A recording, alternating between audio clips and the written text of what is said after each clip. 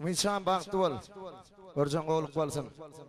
Hoca geldi halife olsun elim dam toyduk gelelik gelen ayak düşsün. Adığında garetini Allah'can. Yine tarihetli gelin olsun. Mehruvan yaşlarımın hürmetine devam ediyat. Merhum halifam Recep Kulu Kerimov'dan Türkmen alkaydımı yandırdım bir devam ediyat. Dinleyenle de çalın.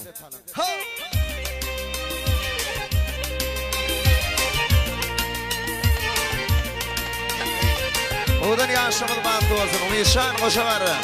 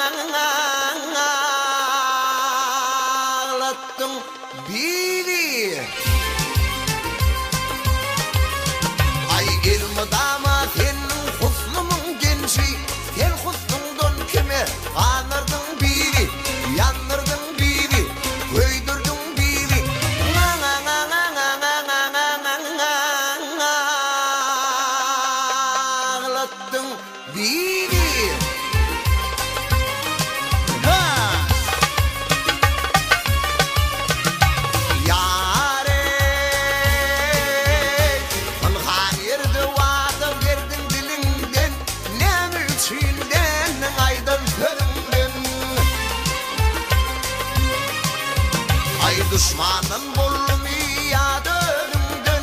Sen özümü kime ağlattın biri, yandırdın biri, öldürdün biri.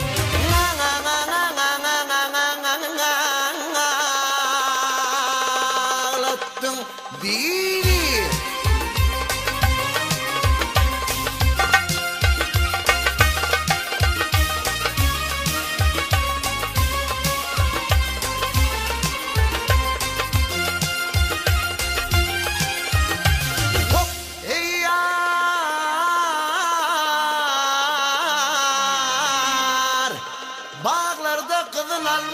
Yanacığı kızıl alma, azalı ker yalvardım vay, canım al yarım alma, yeline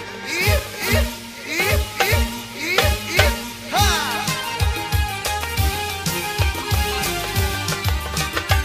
Ümidşan bazım olsun.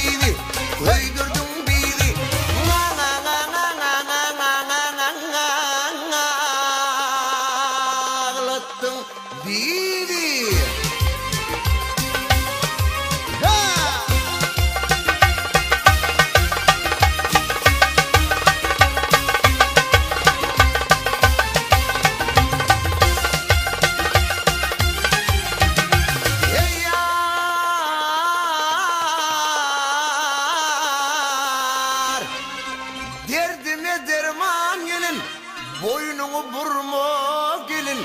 Tengidin de kâne tedim vah. Gül yüzün görmeyen gelini. Vah hey. Hay hay hay hay hay hay. Halife yatan yerin altı olsun.